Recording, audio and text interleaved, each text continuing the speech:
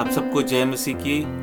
एक बार फिर से परमेश्वर का मैं धन्यवाद करता हूँ। परमेश्वर ने मुझे ये मौका दिया है कि मैं आपके साथ इस माध्यम से मैं जुड़ सकूं। दरअसल ये वीडियो मैं फिर से रिकॉर्ड कर रहा हूँ। इस सप्ताह 17 दिसंबर का जो लाइव था वो किसी कारण से वो ठीक से अपलोड नहीं हुआ था, और मेरे ख्याल से बहुत से लोग आप में से कोशिश कर रहे होंगे, वो लिंक पर जब क्लिक कर रहे हैं तो वो 1 मिनट का ही वीडियो सिर्फ उसमें अपलोड हुआ है। मैं नहीं जानता ऐसा क्यों हुआ है, पहली बार ऐसा हुआ है, लेकिन शायद कोई टेक्निकल प्रॉब्लम आई होगी। सो मुझे फिर ये बोझ हुआ, क्योंकि जब मैं लाइव कर रहा था तो देखा थोड़े बहुत लोग जुड़े थे, लेकिन पता नहीं बाद में वो रिकॉर्डिंग गायब हो गई। सो इसलिए मैंने सोचा इस मैसेज को मैं फिर से रिकॉर्ड करता हूँ। सो आइए हम फिर से उसी गीत को मैं गाऊंगा, और जो संदेश परमेश्वर ने मेरे हृदय में डाला था उसको मैं परमेश्वर की अगुवाई में एक बार फिर से आपके साथ साझा करूंगा। आइए एक छोटी सी प्रार्थना करते हैं और फिर हम परमेश्वर को धन्यवाद देंगे, इस गीत के माध्यम से उसकी महिमा करेंगे। प्यारे पिता, मैं आपका धन्यवाद करता हूँ, आपने एक और मौका दिया प्यारे प्रभु कि आपके वचन और गीत को लेकर प्यारे पिता अपने बहन भाइयों के साथ मैं जुड़ सकूं, और जो प्यारे परमेश्वर आप सरल और प्रभु जी प्यारे पिता महत्वपूर्ण बातें अपने वचन से करते हैं प्यारे प्रभु, हमें उत्साहित करने के लिए प्यारे पिता, विशेष करके प्यारे पिता आराधना के संदर्भ में आप हमें शिक्षा देते हैं। वास्तव में प्यारे पिता जो कुछ भी आप हमारे जीवन में भलाई के कार्य करते हैं वो इसीलिए करते हैं कि हम आपकी सच्ची महिमा करें। सो प्यारे पिता मैं धन्यवाद करता हूँ, प्रार्थना करता हूँ प्यारे परमेश्वर, जब इस गीत को गाता हूँ प्रभु आप अगुवाई करें, और प्रभु जब आपके वचन को बांटता हूँ उसमें भी सहायता और मदद करें, हम सबको आशीष दें और सारा आदर महिमा आप ही को मिले। धन्यवाद के साथ इस प्रार्थना को प्रभु यीशु मसीह के नाम से मांगता हूँ, दया करके सुनिए और ग्रहण कीजिए, आमीन। परमेश्वर का धन्यवाद हो। आइए हम बिना किसी देरी के हम इस गीत को गाते हैं मिलकर। मुझको मसीहा पाक ने मुर्दों में से जिला दिया। यदि आप लोग रेगुलरली फॉलो करते हैं जो हम संदेश बांटते हैं, तो मैं बताना चाहता हूं, दरअसल ये लाइव हर वीक जो हम लाइव करते हैं उसके पीछे कारण है। वो रिकॉर्डिंग करके भी मैं डाल सकता हूं, लेकिन रिकॉर्डिंग में वो जो वीडियो है बहुत बड़ा हो जाता है, उसको अपलोड करना बड़ा मुश्किल होता है, इसलिए लाइव जुड़ना पड़ता है। हालांकि उसमें थोड़ी क्वालिटी ख़राब हो जाती है, कई बार प्रॉब्लम्स भी आती हैं, लेकिन परमेश्वर ने जो बोझ दिया है कि हम सब बहन भाई एक समय पर जो भी जिनको संगति की आवश्यकता है वो अगर उस समय फ्री हैं, उन्हें अगर परमेश्वर बोझ देते हैं तो वो हम उस समय जुड़ सकें। सो बहुत से आप में से इस बात को समझते भी हैं, लेकिन फिर भी मैंने सोचा इस बात को क्लियर करता हूं। सो आइए हम इस गीत को गाएं। मुझको मसीहा पाक ने मुर्दों में से जिला दिया।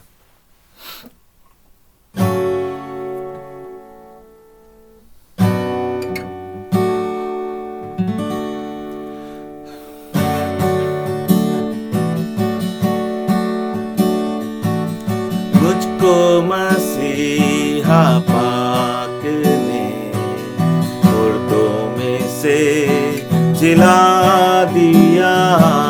गफलत में सो रहा था मैं, उसने मुझे जगा दिया। गफलत में सो रहा था मैं, उसने मुझे जगा दिया। मुझको मसीहा पाक ने मुर्दों में से जिला दिया। शैतान का मैं गुलाम था, करता मैं उसका काम था। शैतान का मैं गुलाम था, करता मैं उसका काम था। फंदे में जब था उसके मैं, उसने मुझे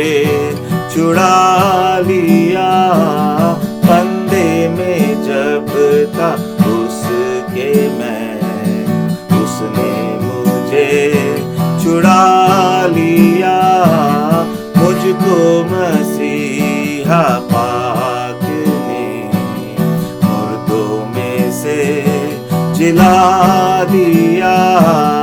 गफलत में सो रहा था मैं, उसने मुझे जिला दिया।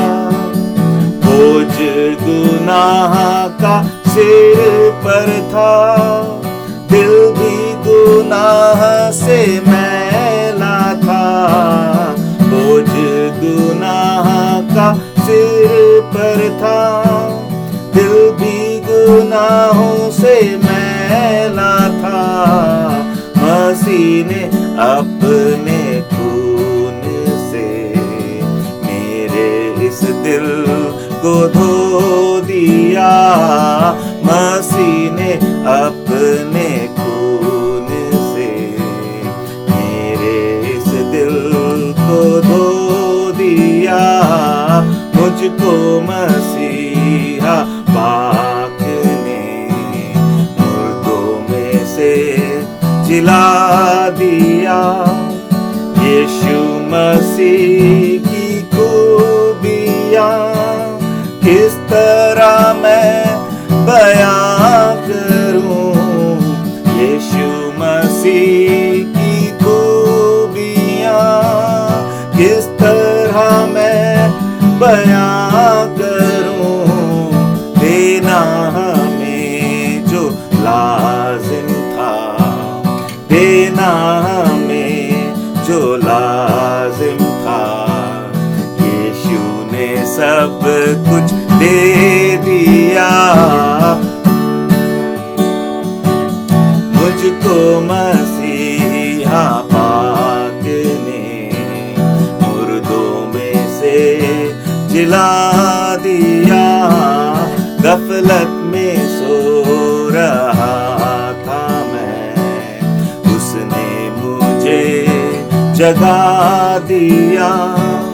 कर ले मसीह की बंदगी, जब तक है तेरी जिंदगी। कर ले मसीह की बंदगी, जब तक है तेरी जिंदगी। पापों में जब था मैं डूबा, पापों में जब था मैं डूबा, उसने मुझे बचा लिया। मुझको मसीहा पाक ने मुर्दों में से जिला लिया। गफलत में सो रहा था मैं, उसने मुझे जगा दिया। लाजिम था कि सजा मिले मुझको मेरे पापों की। लाजिम था कि सजा मिले मुझको मेरे पापों की। सहली मसीह ने खुद सजा, सहली मसीह ने खुद सजा, लेकिन मुझे बचा लिया। मुझको मसीहा पाक ने मुर्दों में से जिला दिया। गफलत में सो रहा था मैं, उसने मुझे जगा दिया। गफलत में सो रहा था मैं, उसने मुझे जगा दिया। परमेश्वर का धन्यवाद हो इस सुंदर और बहुत पुराने गीत के लिए। जहाँ तक मेरा विचार है, ये गीत बहुत पुराने गीत हैं। सियोन की गीत की पुस्तक में जितने भी गीत हैं ज़्यादातर वो आज से लगभग 50, 60 या 70 या 100 साल पहले लिखे गए, जहाँ तक मेरा अनुमान है। कुछ तो बहुत ही गीत पुराने हैं। सो परमेश्वर का मैं धन्यवाद करता हूँ। परमेश्वर ने मेरे हृदय में डाला कि मैं अपने सभी बहन भाइयों के लिए इस गीत को फिर से रिकॉर्ड करूं। और जैसा मैंने कहा, लाइव जब मैं करता हूं तो उस समय क्लियर नहीं आता है। मेरी कोशिश है, आप लोग ज़रूर प्रार्थना करते रहें कि मैं इन गीतों को अच्छे से गाकर, जितना भी प्रभु ने दान दिया है उसके अनुसार, जिससे कि बहुत से बहन भाई इन गीतों को सीख सकें, आशीष पाएं और परमेश्वर की महिमा करें। आइए हम परमेश्वर की वचन की ओर चलते हैं, जो परमेश्वर ने मेरे हृदय में डाला था इस 17 तारीख की संगति के लिए, सेवा के लिए, लेकिन किसी कारणवश वो लाइव अपलोड नहीं हो पाया। इसलिए मैं इस संदेश को फिर से आप लोगों के साथ इस वीडियो के माध्यम से बांट रहा हूँ। आइए हम परमेश्वर के वचन की ओर अपना ध्यान लगाएं। जैसा कि आपने देखा होगा थंबनेल में जो मैंने वचन डाला है, यशाया 53 अध्याय और उसका 6वां वचन, परमेश्वर ने इस वचन के आधार पर और मुख्य तौर पर एक और वचन है जिसके द्वारा वास्तव में परमेश्वर ने मेरे मन को उभारा और एक संदेश मुझे दिया। उस वचन पर मैं आऊँगा, लेकिन पहले हम क्योंकि मुझे जब मैं प्रार्थना कर रहा था तो यशाया 53 अध्याय और 6 वचन मुझे परमेश्वर ने दिखाया और मुझे लगा कि जो बात परमेश्वर ने मुझे बताई, जिसके लिए हम परमेश्वर का धन्यवाद दें और उसकी महिमा करें, इस संदेश के द्वारा प्रोत्साहन पाएं हम। उस संदेश को वास्तव में समझाने के लिए सबसे जो एक अच्छा एक वचन है, या एक उनमें से शायद यशाया 53 अध्याय और 6वां वचन है। यहाँ लिखा है, हम तो सब के सब भेड़ों के समान भटक गए थे, हम में से हर एक ने अपना अपना मार्ग लिया और यहोवा ने हम सबों के अधर्म का बोझ उसी पर लाद दिया, अर्थात प्रभु यीशु मसीह पर लाद दिया। आइए एक छोटी सी दुआ करते हैं। प्यारे पिता, आपसे प्रार्थना है, प्यारे परमेश्वर अपने भेदों को आप प्रकट करें। प्यारे परमेश्वर अपनी मीठी, मधुर और प्यारे पिता धीमी आवाज़ को, प्यारे प्रभु हमारे कानों को खोले कि हम सुन सकें प्यारे पिता। और प्यारे पिता अपने वचन के द्वारा हमें आशीष दीजिए। धन्यवाद के साथ प्रार्थना प्रभु यीशु के नाम से मांगते हैं, आमीन। एक और वचन मैं पढ़ूंगा, इससे पहले हम आगे बढ़ें। उत्पत्ति 18 अध्याय और उसका 19 वचन, उत्पत्ति 18 का 19, जेनेसिस चैप्टर 18 एंड वर्स 19। यहाँ पर लिखा है, क्योंकि मैं जानता हूँ, परमेश्वर इस बात को कह रहा है, क्योंकि मैं जानता हूँ कि वह अपने पुत्रों और परिवार को, अब्राहम के विषय में परमेश्वर ने ये बात कही, क्योंकि मैं जानता हूँ कि वह अपने पुत्रों और परिवार को जो उसके पीछे रह जाएंगे आज्ञा देगा कि वे यहोवा के मार्ग में अटल बने रहें और धर्म और न्याय करते रहें, ताकि जो कुछ यहोवा ने अब्राहम के विषय में कहा है उसे पूरा करे। और यहाँ पर मुख्य रूप से जो एक भाग, एक शब्द है यहोवा के मार्ग। और इसी से यदि हम यशाया 53 अध्याय के 6वें वचन को हम इस संदर्भ में देखें तो वहाँ क्या लिखा है, हम सब भटके हुए भेड़ों के समान थे। मनुष्य इस पृथ्वी पर जैसे ही वो पाप में गिरा वो भटक गया, परमेश्वर से अलग हो गया, मतलब वो भटक गया। अब उसे नहीं मालूम कि उसे कहाँ जाना है या वो कहाँ जा रहा है, उसे मालूम नहीं है। और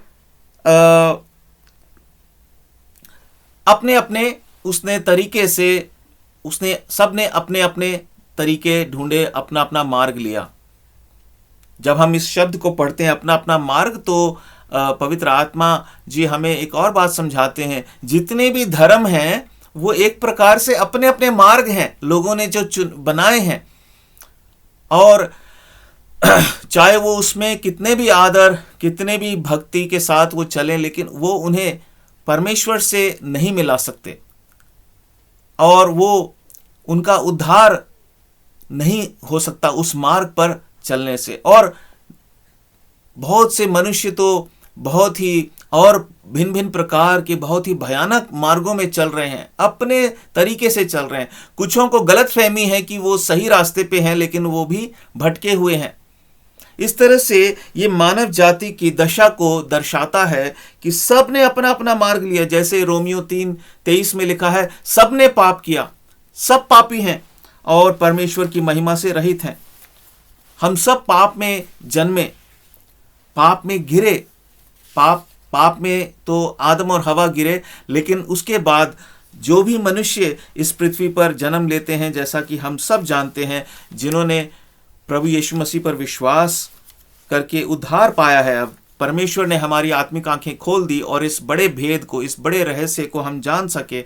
हमें विश्वास हो गया कि यस, बिल्कुल सही बात है, मैं भी पाप में जन्मा हूं। उससे पहले हमें किसी ने नहीं बताया था, किसी धर्म में इस बात को नहीं सिखाया गया, किसी प्रवचन के द्वारा इस बात की चर्चा नहीं हुई। केवल प्रभु यीशु मसीह ने इस बात को एक दूसरे तरह से प्रकाशित किया। उसने कहा, मन फिराओ। क्यों मन फिराएं? क्योंकि हमारे अंदर, हमारे हृदय में तो पाप है और वो जन्म से ही है। और उस बात को हम समझ सकते हैं जब हम पूरे पवित्र शास्त्र को देखते हैं, खासकर उत्पत्ति की जो पुस्तक है उसमें जब हम देखते हैं तो हमें मालूम पड़ जाता है कि शुरुआत ही पाप में हुई। मैं आपको सच कहता हूं कि मुझे साल 2006 के संभव है मार्च का महीना होगा, मुझे उस समय तक नहीं पता था कि मैं तो जन्मा ही पाप में हूं। ये कहने का मतलब यह है, ये बात अगर किसी ने बोली भी होगी तो मेरे दिमाग में खटकी नहीं ये बात कि मैं तो पैदा ही पाप में हुआ हूं। क्योंकि जब मैंने उत्पत्ति के ही 5 अध्याय और उसके माफ कीजिएगा 6ठे अध्याय और उसके 5 वचन को पढ़ा, और वहां ऐसा लिखा, यहोवा ने देखा कि मनुष्यों की बुराई पृथ्वी पर बढ़ गई है और उनके मन के विचार में जो कुछ उत्पन्न होता है वह निरंतर बुरा ही होता है। और एकदम से जब मैंने ये वचन पढ़ा, मुझे एक बहुत ही अशांति सी महसूस हुई और बड़ा भय सा महसूस हुआ। और मुझे ऐसा लगा कि जैसे कोई मुझसे ये कह रहा है कि तेरे मन में जो कुछ भी उत्पन्न होता है वो निरंतर बुरा ही होता है। और एक प्रकार से मैं थोड़ा सा क्रोधित भी हो गया, नाराज भी हो गया, और उस आवाज का मैं विरोध करने लगा कि नहीं नहीं नहीं, ये गलत बात है, जो कुछ भी मैं सोचता हूं वो बुरा है, ये कैसे हो सकता है? ये तो बहुत बड़ा इल्जाम है, ये तो बहुत दुखद बात है, इसको मैं कैसे स्वीकार करूं? पर जैसे जैसे परमेश्वर के और निकट आता गया, वास्तव में ये कहना सही होगा कि परमेश्वर मुझे निकट खींचता चला गया।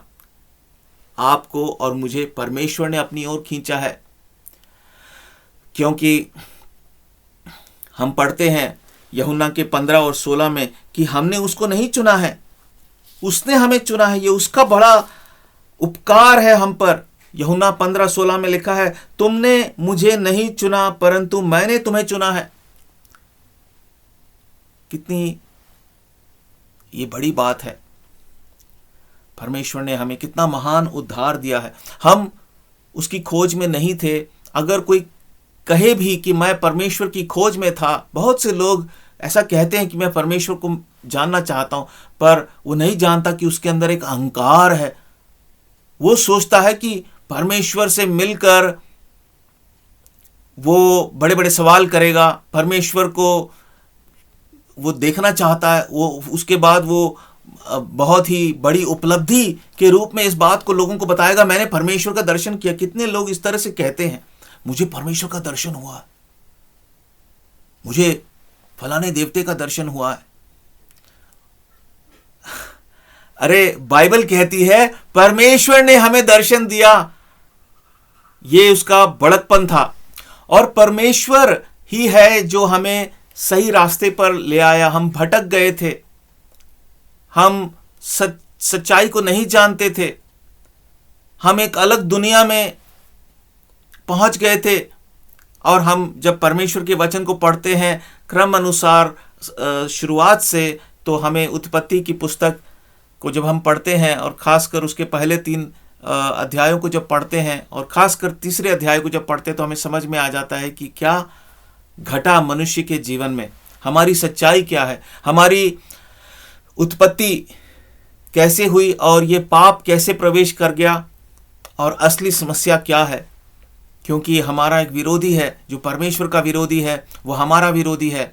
और उस शैतान ने, जिसको शैतान कहा गया, परमेश्वर ने भी उसको शैतान कहा और उसने मनुष्य को भटकाया और आज भी वो यही काम कर रहा है और जब तक ये दुनिया कायम है वो यही काम करता रहेगा और ख़ासकर अंत के समय में तो बहुत ज़ोर शोर से करेगा। परमेश्वर उसको इस बात की अनुमति भी देगा। जो बात परमेश्वर हमें दिखाना चाहता है कि जिसके लिए हमें परमेश्वर की नित्य आराधना करनी चाहिए, उसका धन्यवाद करना चाहिए, उसका शुक्रगुजार होना चाहिए, हमेशा हमें अपने सर को झुका कर रखना चाहिए उसके आगे। केवल सर को ही नहीं, अपने आप को नम्र और दीन करना चाहिए।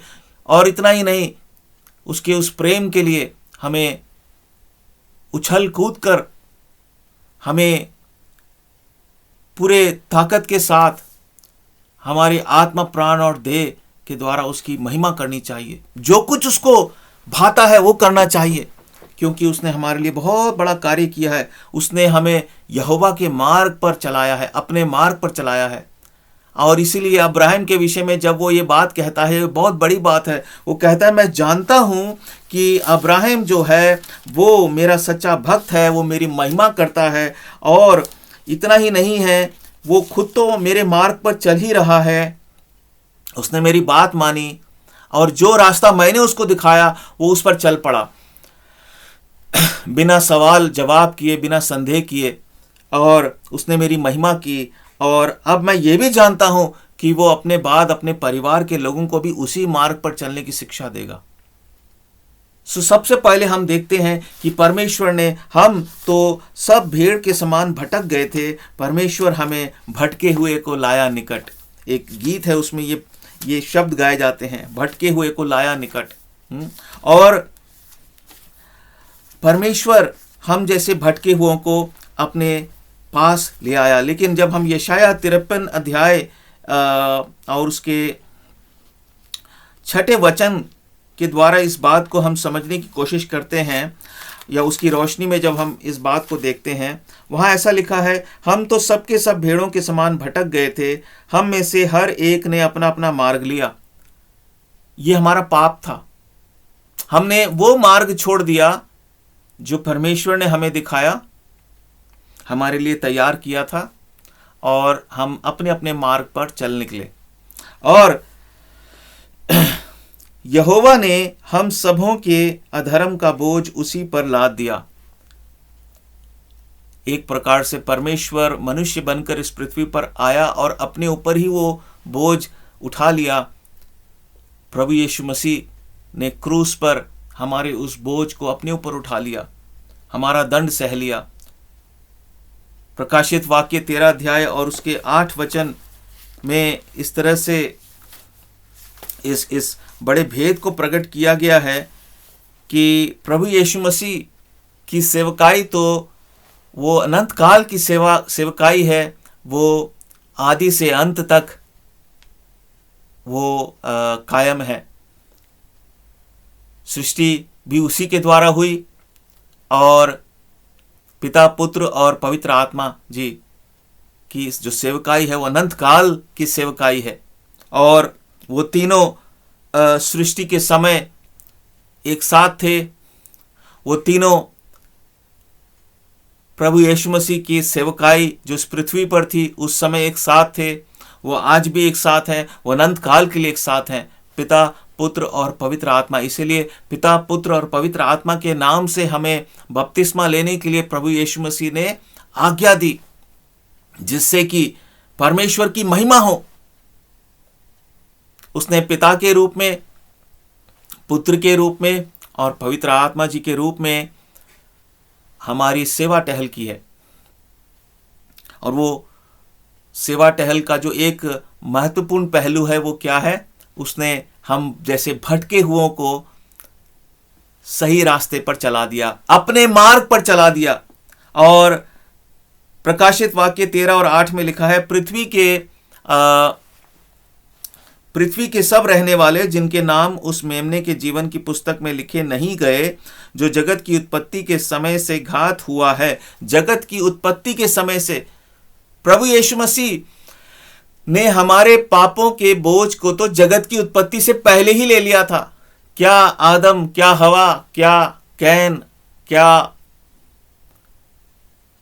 पुराने नियम में जितने हम लोगों के बारे में पढ़ते हैं, क्या तमाम मनुष्य जाति आज के दिन तक जो लोग इस पृथ्वी पर आए, जीवन बिताया, चले गए, जो आज भी हैं और जो आने वाले समय में भी आएंगे, सबके संपूर्ण मानव जाति के पाप के बोझ को प्रभु यीशु मसीह ने अपने ऊपर उठा लिया। सृष्टि की रचना से पहले ही, जगत की उत्पत्ति के समय से घात हुआ है, उसी समय वो घात हुआ। सिर्फ उसका प्रकट होना एक समय पर हुआ, आज से 2000 साल पहले, 2025 BC।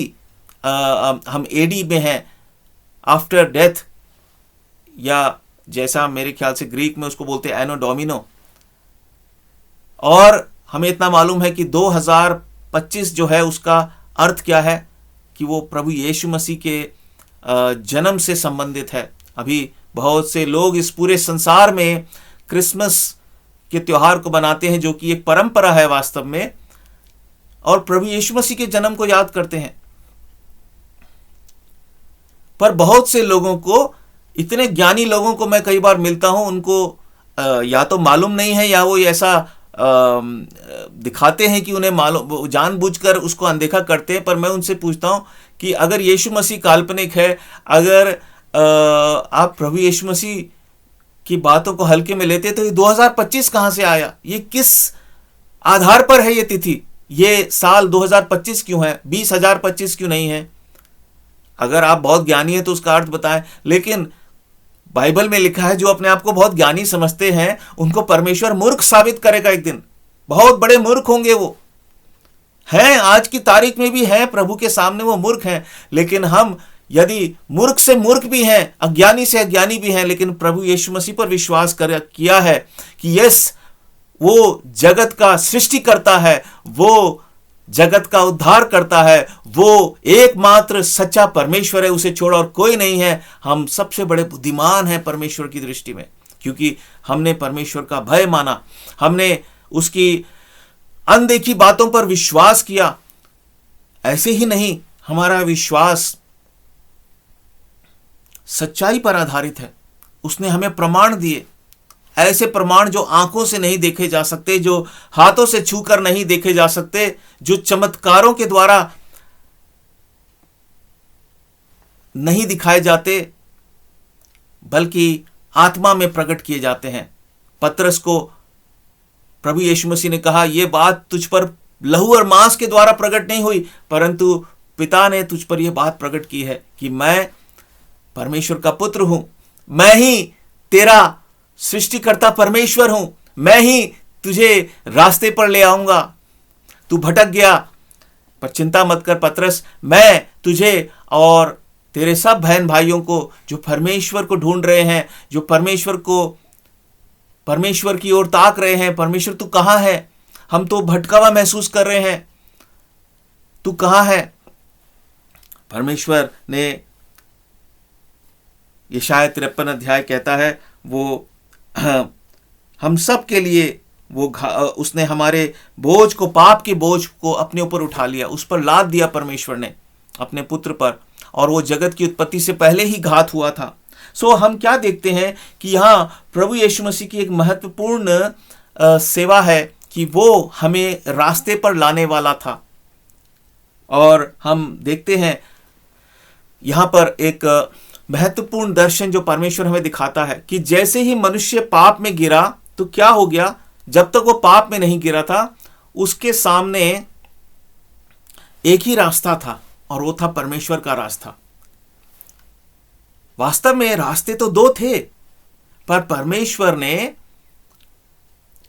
उसको संभाल रखा था और उसको बता भी दिया था कि तुझे दूसरे रास्ते पे नहीं जाना है, तुझे भले और बुरे के ज्ञान के वृक्ष की ओर नहीं जाना है, क्योंकि वो मृत्यु की ओर लेके जाएगा।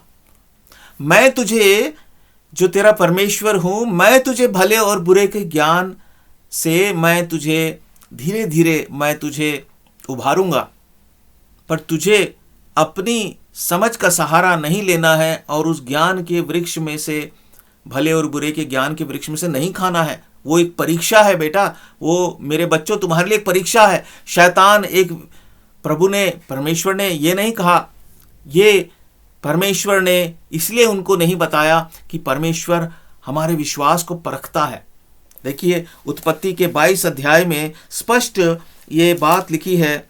उत्पत्ति 22 अध्याय में उसके पहले ही वचन में लिखा है, इन बातों के पश्चात ऐसा हुआ कि परमेश्वर ने अब्राहम से यह कहकर उसकी परीक्षा की, हे अब्राहम, उसने कहा, देख मैं यहाँ हूँ। उसने कहा, अपने पुत्र को अर्थात अपने एकलौते पुत्र इसहाक को, जिससे तू प्रेम रखता है, संग लेकर मोरिया देश में चला जा और वहाँ उसको एक पहाड़ के ऊपर जो मैं तुझे बताऊंगा होमबलि करके चढ़ा।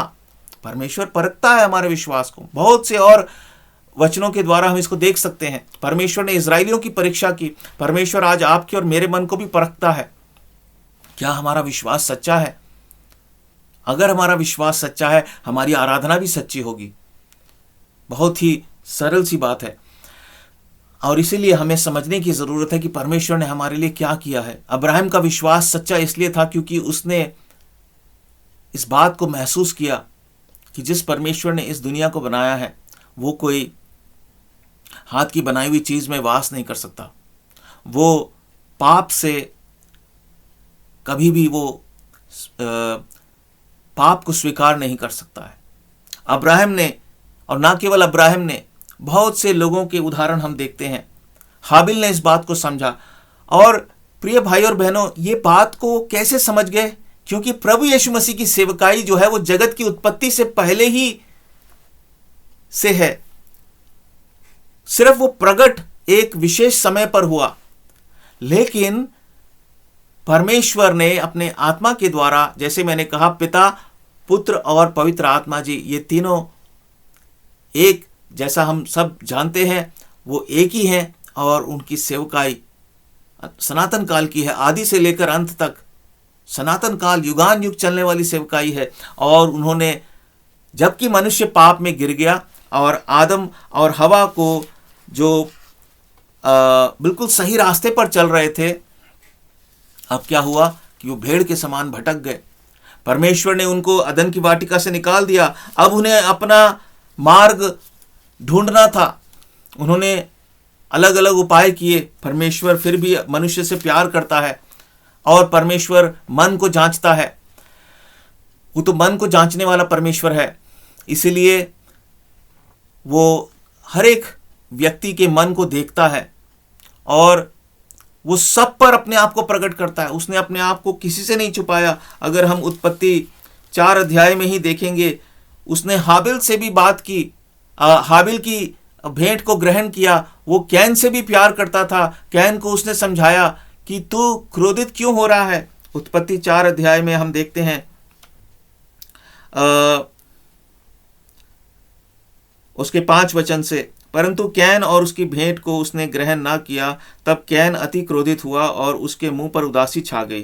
तब यहोवा ने कैन से कहा, तू क्यों क्रोधित हुआ और तेरे मुंह पर उदासी क्यों छा गई है? यदि तू भला करे तो क्या तेरी भेंट ग्रहण ना की जाएगी?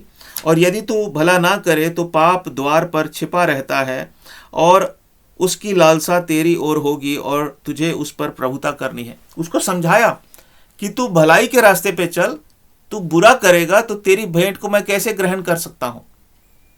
कई शिक्षक लोग, एक बार एक पास्टर इस तरह से बता रहा था, मैं एक वीडियो में उनका संदेश सुन रहा था कि हाबिल की भेंट इसलिए ग्रहण की गई क्योंकि उसने अपनी भेड़ बकरियों के पहलौठे चढ़ाए थे। परमेश्वर को नॉनवेज पसंद है, ऐसा नहीं है, एक गलत बात है। परमेश्वर मन को देखता है। चाहे हम फूल पत्ते लेके जाए, चाहे कुछ भी लेके जाए, लेकिन वो अगर शुद्ध है, परमेश्वर के लिए ग्रहण योग्य है, तो उसको ग्रहण करेगा। हाँ ठीक है, उसमें एक बलिदान का एक संदेश है, लेकिन ऐसा नहीं था। कारण खुद परमेश्वर ने बताया कि मैंने तेरी भेंट को इसलिए ग्रहण नहीं किया क्योंकि तेरा चाल चरित्र बुरा है, तेरे काम बुरे हैं। पर तेरे भाई हाबिल के काम अच्छे हैं, मैंने उस पर अपने आप को प्रकट किया, उसने मुझे पहचान लिया, वो मेरे लिए योग्य बलिदान लेकर आया है, शुद्ध मन से लेकर आया है, बात भेड़ बकरी की नहीं है। और वो भटक गया था पर अब वो रास्ते में आ गया, वो भी पाप में जन्मा, तू भी पाप में जन्मा, पर जो परमेश्वर का भय मानता है परमेश्वर उसको रास्ते पे ले आता है।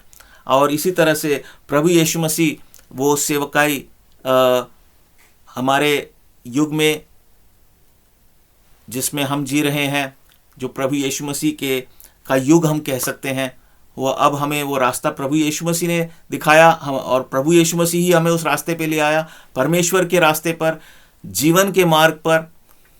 और पुराने समय में भी परमेश्वर अपने आत्मा के द्वारा बहुत से मनुष्यों को सही रास्ते पे ले आया।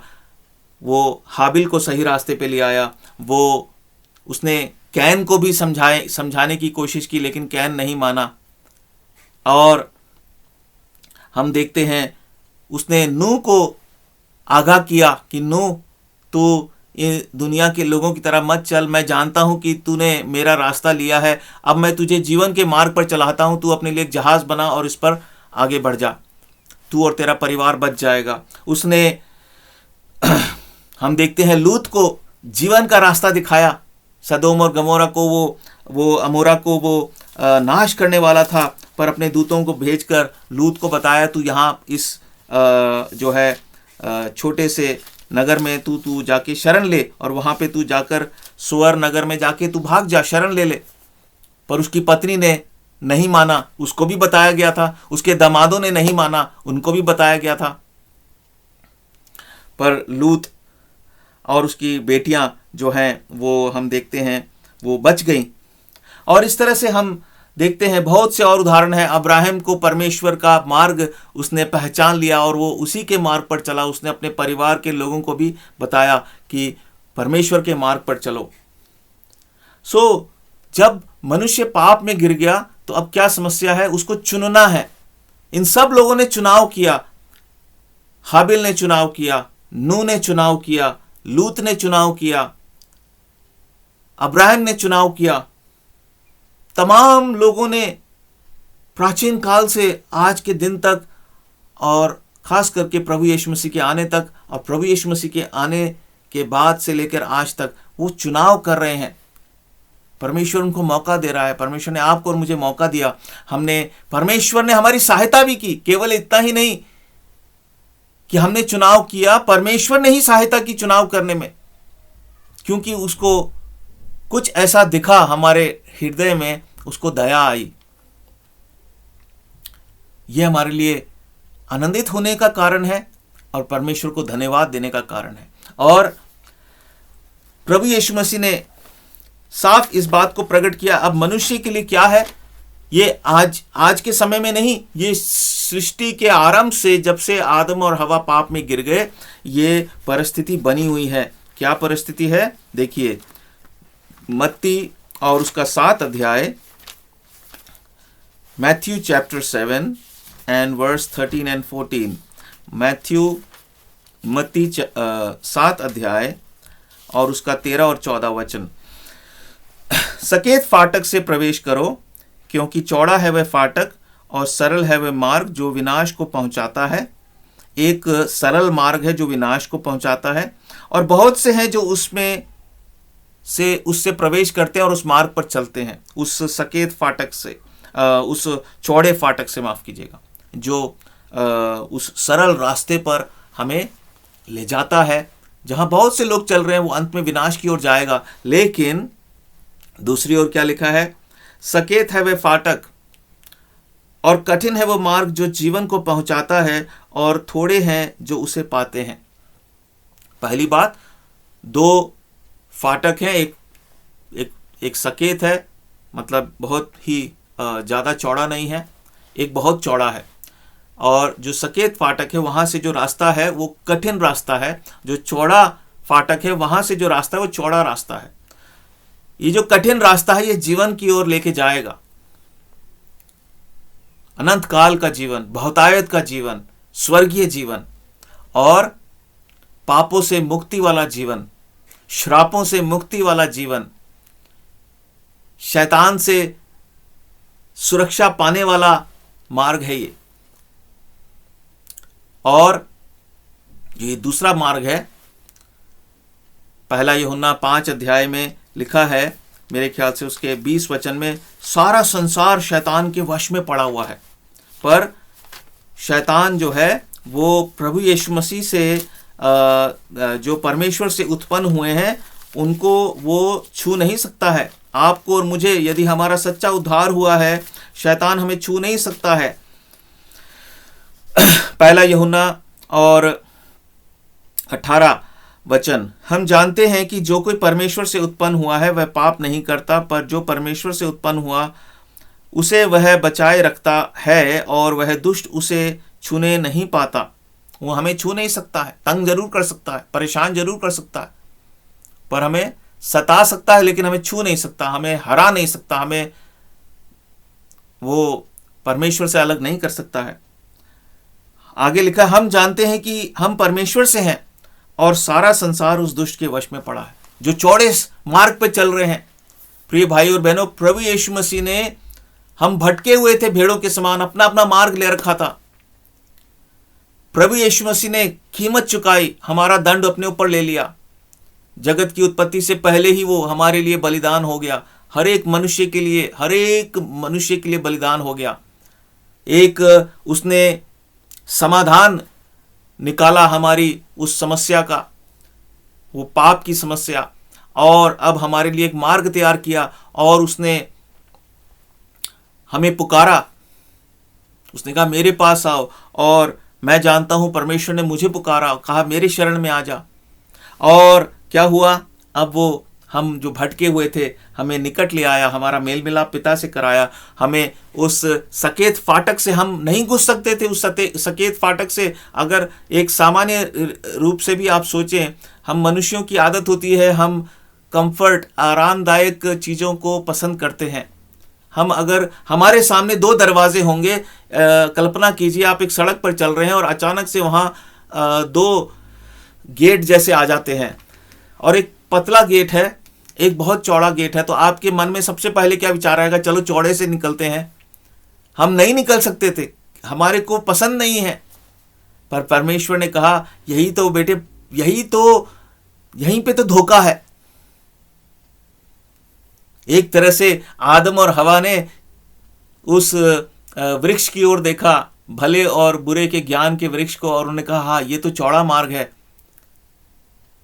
यहां पर बड़ी आसानी होगी। और चौड़े मार्ग में क्या है, हमारे लिए धोखे हैं। तो 2 मार्ग हैं, और एक यहोवा का मार्ग है जो जीवन की ओर जाता है। वो कठिन जरूर है, लेकिन परमेश्वर यहोवा खुद हमारा सहायक है, वो खुद हमारा अगवा है उसमें। और जो दूसरा मार्ग है वो मृत्यु की ओर जाता है। धन्य है वे जो यहोवा के मार्ग में चलते हैं। परमेश्वर ने अब्राहम को धन्य समझा। परमेश्वर ने कहा मैं अपने मन की बात उससे कैसे छिपाऊं, वो मेरा सच्चा आराधक है, मेरे मार्ग पर चलता है। अब क्या है प्रिय भाई और बहनों, हमें चुनना है। प्रभु यीशु मसीह ने कहा मार्ग, सत्य और जीवन मैं ही हूं, बिना मेरे द्वारा कोई पिता तक नहीं पहुंच सकता। यूहन्ना और उसके 14 अध्याय, और हम फिर भी उस वचन को पढ़ लेते हैं। हम सब इस वचन को जानते हैं, लेकिन यूहन्ना 14 और उसके 6 में प्रभु ने ये बात कही, मार्ग और सत्य और जीवन मैं ही हूं, बिना मेरे द्वारा कोई पिता के पास नहीं पहुंच सकता। हाँ, और जो प्रभु यीशु मसीह की सेवकाई है, परमेश्वर की सेवकाई है, वो अनंत काल की सेवकाई है। मैंने 1-2 हफ्ते के पहले के संदेश में ऐसा कहा था कि प्रभु यीशु मसीह की जो सेवकाई है वो ऑनगोइंग मिनिस्ट्री है, सदा चलते रहने वाली, वो अनंत काल की सेवकाई है। और देखते हैं कि आज इस युग में जो अपने आप को नम्र करता है परमेश्वर के सामने, पूर्व काल में भी और इस युग में भी, वो प्रभु यीशु मसीह का अनुग्रह पाता है, और प्रभु उसको जीवन के मार्ग में ले चलता है। हम देखते हैं, क्योंकि ऐसा नहीं है कि प्रभु यीशु मसीह के आने से पहले परमेश्वर का आत्मा उद्धार नहीं देता था। परमेश्वर ने हर एक उस व्यक्ति का उद्धार किया जिसने अपने आप को नम्र किया और परमेश्वर का भय माना। हम देखते हैं शीबा की रानी सुलेमान के पास आई उसके ज्ञान को समझने के लिए, और फिर उसने परमेश्वर जिसकी वो आराधना करता था, जिसने उसे वो ज्ञान दिया था, उसकी उसने महिमा की, शीबा की रानी ने। और देखिए, अगर आप देखना चाहते हैं दूसरे इतिहास और उसके 9 अध्याय को हम देखते हैं, दूसरे इतिहास और उसके 9 अध्याय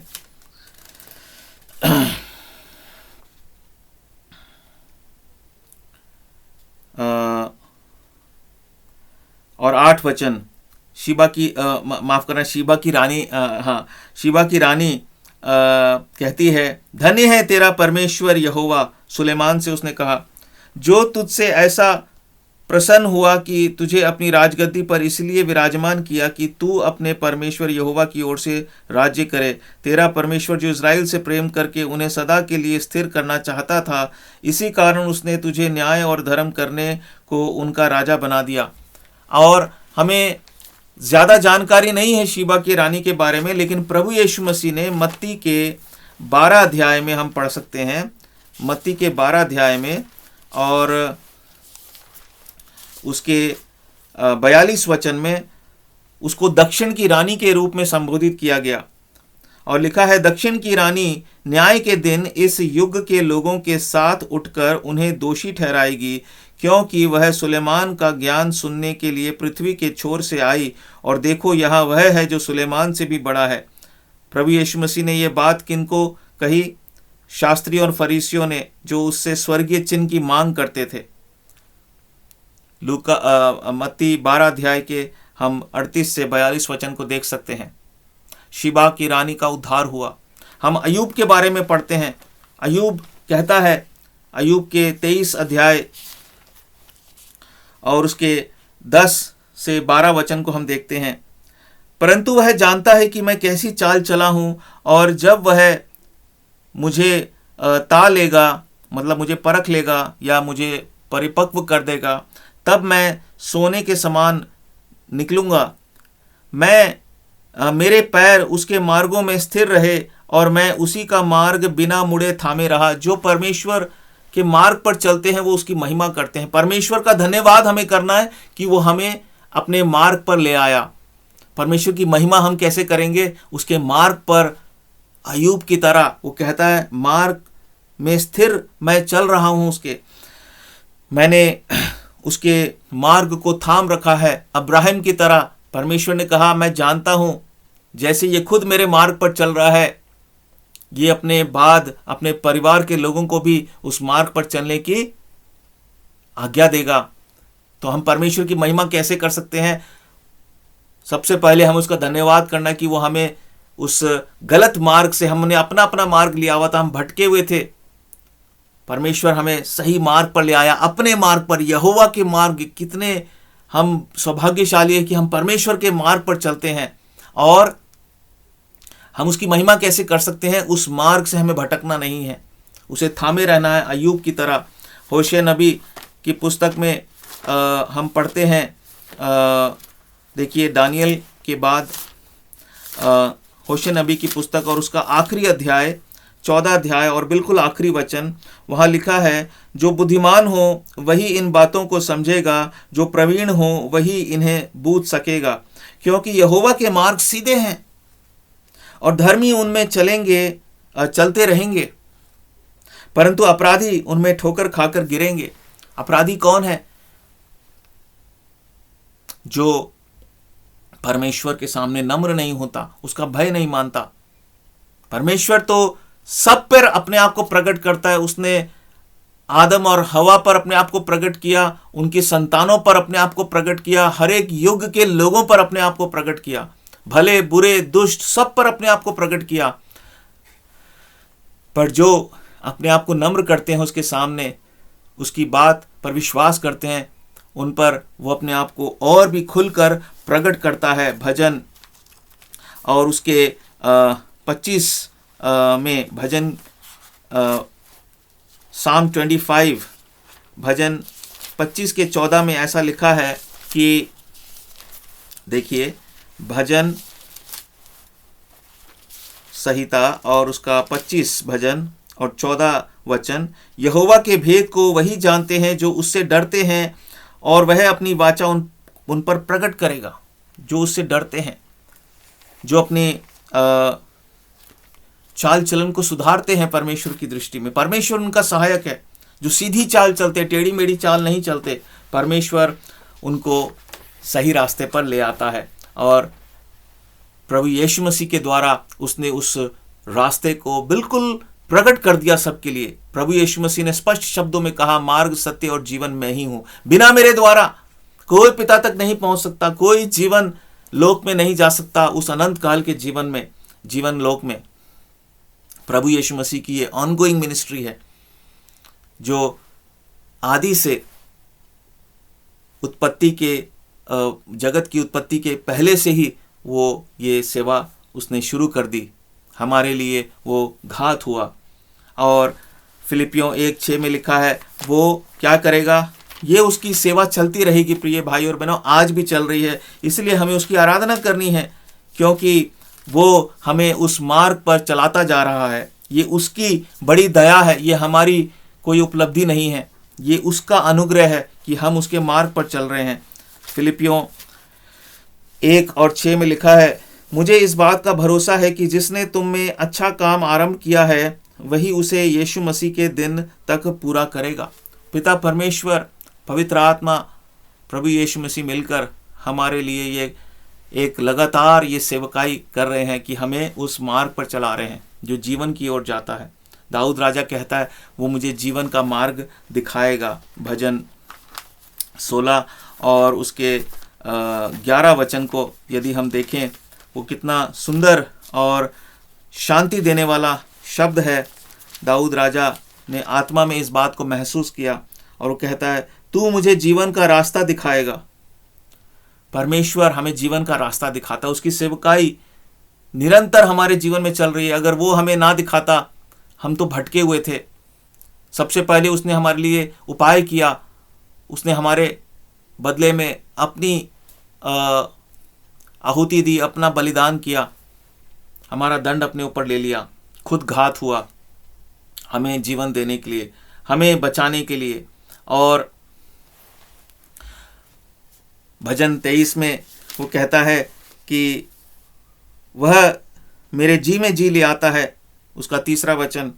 और धर्म के मार्गों में, वो अपने मार्गों में अपने नाम के निमित्त मेरी अगुवाई करता है। वह अपने नाम के निमित्त मेरी अगुवाई करता है।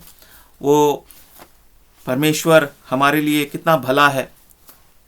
आज हमारे लिए कितनी बड़े ये आनंद की बात है, खुशी की बात है कि परमेश्वर हमारे जीवन में वो ये सेवा कर रहा है और हमें अपने मार्ग में चलाता जा रहा है, यहोवा के मार्ग में, जो जीवन की ओर ले जाता है, आशीषों की ओर लेके जाता है, सच्ची वास्तविक आशीषें।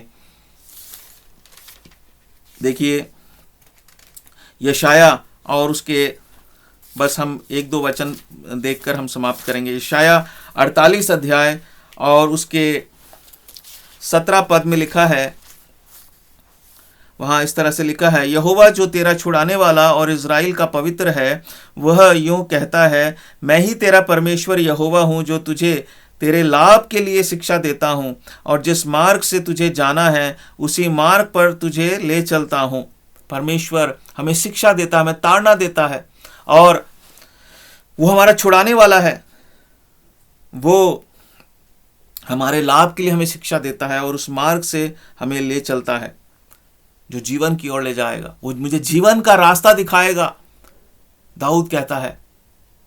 यशाया के 30 अध्याय में इस तरह से वो कहता है कि परमेश्वर कदम कदम पर हमारी अगुवाई करने वाला है।